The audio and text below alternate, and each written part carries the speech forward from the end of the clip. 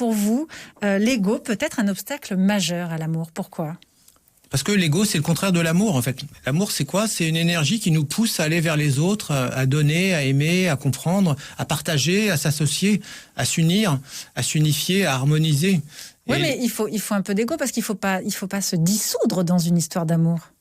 Non, bien sûr que non, mais on n'a pas besoin d'ego pour ne pas se dissoudre. Encore une fois, c'est-à-dire que l'ego, c'est la partie qui est en nous qui calcule.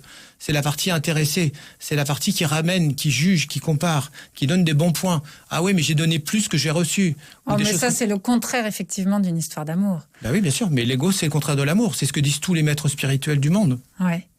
Et alors, vous considérez aussi que l'ego, c'est une des principales causes de l'échec dans nos vies professionnelles, amicales, partout, en fait. Oui, bien sûr, oui. Alors, en amour, c'est facile à comprendre parce que quand les gens se déchirent, en fait, qu'est-ce qu'on voit, en fait ? On voit l'ego.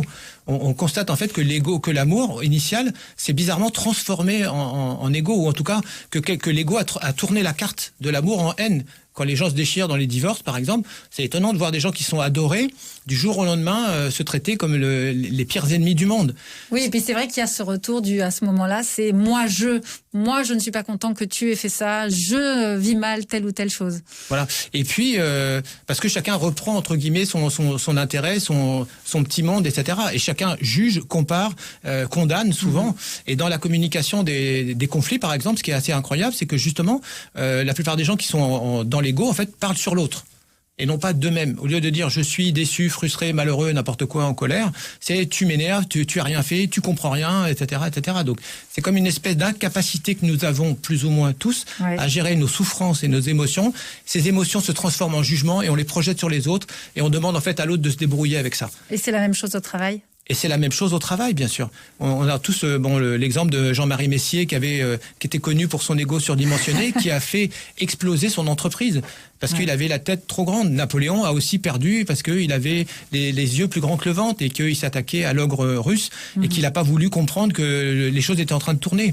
Hitler a fini, heureusement pour nous d'ailleurs, à cause de son ego. Il se croyait invincible.